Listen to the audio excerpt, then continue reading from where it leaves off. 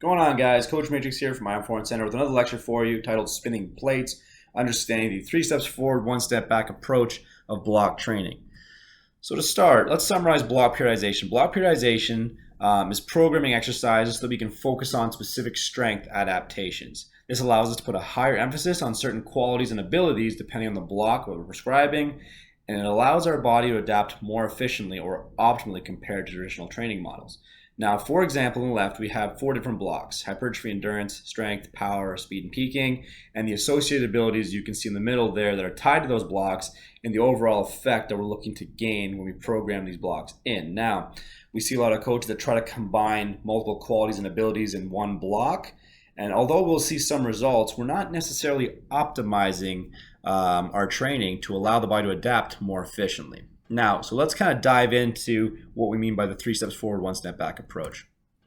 First is we have to understand residuals and the residual training effect. What this is the approximate time period before we see a significant loss of the ability. So again, we have those abilities listed on the left and the approximate timeline in the right there before we start to see a significant detriment in the ability. So if we're looking at max strength, for example, there'll be approximately 15 to 25 days before we start to see a heavy detriment or loss in force production. Now, what does this mean in terms of 3 steps forward, 1 step back? Well, if we're block periodizing, we can focus on a certain amount of abilities that are tied together, knowing that we have some time before we start to see significant loss of other abilities or other qualities. So let's look at strength and speed. For example, if we're training a power block, we know that we have approximately 2 weeks before we start to see any detriment or loss of strength ability. Now, we might have a 1 to 2% drop every week before we start to see that huge, heavy curve going downward. But again, it allows us to kind of take 3 steps forward, knowing we're only taking 1 step back.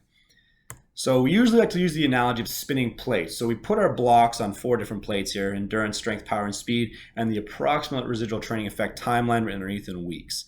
Now, let's say, for example, we're focusing on a power block, right? We're putting all our priority or higher emphasis on spinning that power plate as hard as we can, knowing that the other blocks or abilities won't dwindle for approximately whatever timeline you see written there, right? Again, we're not necessarily ignoring the other blocks or other motor abilities. We're simply putting a lot more emphasis on spinning that one quality or that one ability we're looking for, and just kind of touching on the other ones to keep them spinning at whatever rate before we start to see that dwindling effect. Now, again, this is optimizing performance. Now, what we see is a lot of people combining, as I mentioned earlier, a lot of these abilities into one cycle. Now, again, we will start to see some sort of progress. Again, depending on the training age, we can see some great results. The only issue with that is that we're spreading ourselves thin, so to speak. We're trying to spin every plate at once, and we're dragging our body or organism in multiple directions. It's not allowing our body to optimally adapt to one set of abilities, right? So again, we're not going to be able to put as much emphasis or spin those plates as hard as we want to, right? Again, we'll start to see some sort of benefit, but again, we're not optimizing it.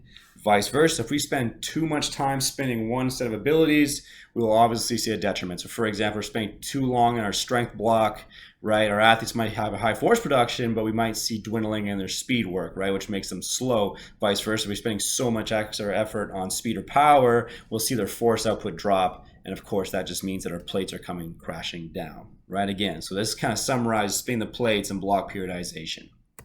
As always, guys, if you have any questions, you can always reach out to us on social media or email us at info@ironperformance.ca. Thanks for tuning in, guys. We'll see you all next time.